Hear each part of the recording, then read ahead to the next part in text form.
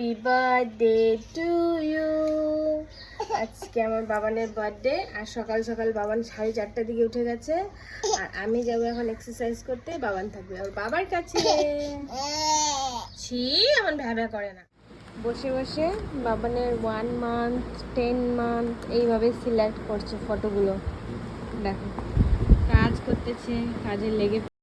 তো সকাল সকাল কাজে লেগে পড়েছি, ঘরটর ঝাড় দিয়ে ঘরটর মুছে নিয়ে তারপরে এইদিকে রান্নাঘরটা ক্লিন অ্যান্ড করছিলাম। তো রান্নাঘরটা একদমই নোংরা হয়ে গেছে, তো পুজো যেহেতু দেবো তার জন্য সব কিছুই পরিষ্কার করছিলাম। আর ভাস্তি এসেছিলো ভাস্তি হেল্প করার জন্য, তো ও কাজ করছিল আর আমার বোনরা পরে আসবে। আর তারপর আমি এদিকে পরিষ্কার টরিষ্কার করে খাচ্ছিলাম একটু গ্রিন টি, ওয়েট লস করতেছি যেহেতু। তারপর এদিকে বাবানকে সকালে খাওয়াচ্ছিলাম স্যারেলাক্স, আবার খাওয়াটা মন্দিরে যাব। তো এদিকে মন্দিরে যাওয়ার জন্য রেডি হয়ে পড়েছি। মন্দিরে যেহেতু পুজো দিতে যাব, তার বাবানকে নিয়ে নিয়েছি আর আমার শাশুড়ি, আমি আর আমার ভাস্তি।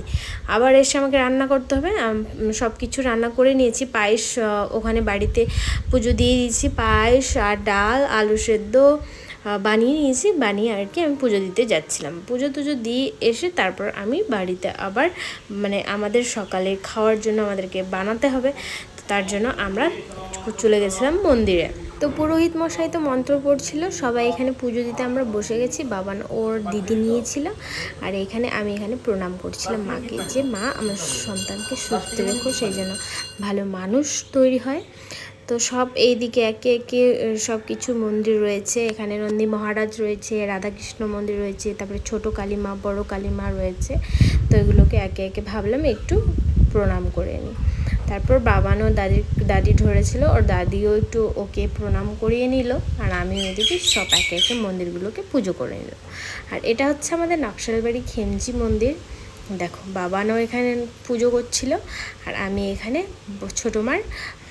তারপর বাড়িতে তো অনেক কাজ রয়েছে, সেটারও টেনশন লেগে রয়েছে যে বাড়ি গিয়ে আমাকে অনেক কাজ করতে হবে, রান্নাবান্না করে তারপর বাড়ির সব কাজ করে বাবানকে আবার ঘুম পাড়াতে হবে।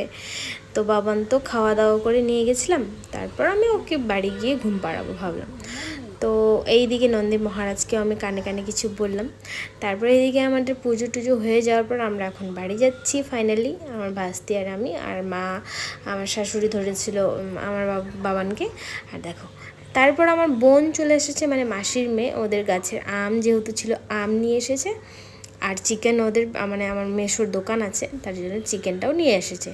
চিকেন নিয়ে এসেছে প্রায় 6 কিলো, সেরকম মানে বড় সড়ো আয়োজন করিনি, ছোট করে আয়োজন করেছি, মানে বাড়ির লোকরাই শুধু, সেরকম বাইরে কাউকে ডাকা হয়নি। তো এইদিকে আমার বৌদিকে ডাকছিলাম, তো আমার বৌদি হচ্ছে এখানে চিকেন কষা ফ্রাইড রাইস রান্না করবে, তো চিকেন কষাটা করছিল। আর যারা হচ্ছে মাংস খাবে না তাদের জন্য মাছও করেছিলাম। আর এই দিকে মুরগির পা দেখতে পাচ্ছ, কারা কারা খাবে এখন। তো রান্না টান্না তো হয়ে টয়ে আমরা রেডি হয়ে এখন নিচে যাব, মানে বাড়িতেই ছোট করে করেছি। তো ছোট নিচের রুমে মানে ওর বাবা ডেকোরেশন করেছে নিচে। তো আমরা সবাই একে একে যাচ্ছিলাম আর কি, যারা যারা এসেছে, আমার কাকি শাশুড়ি সবাই এসেছিলো। তো সবাই হচ্ছে আমরা যাচ্ছিলাম, বাবানকেও রেডি করেছি। আর এক তো গরম, আর উপর থেকেও বৃষ্টিও পড়ছিল। আর সেরকম তো আমরা ঘরের মধ্যেই করেছি, তার জন্য অত পরে বৃষ্টিটা কোনো যায় আসেনি। তো দেখো আমার বর আবার এদিকে স্কাই বোম ফাটাচ্ছে।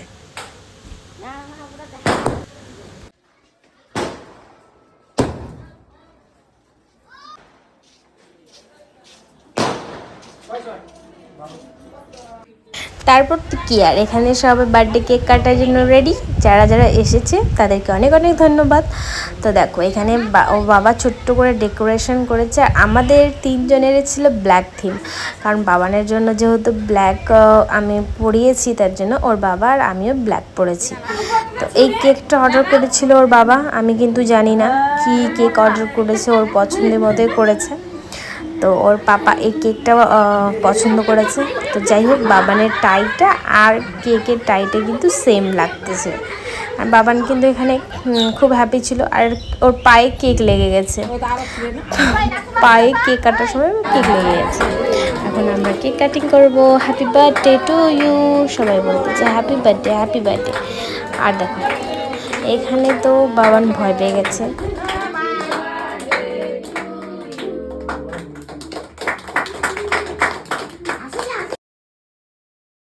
তারপর একে একে সবাই আশীর্বাদ করছিল।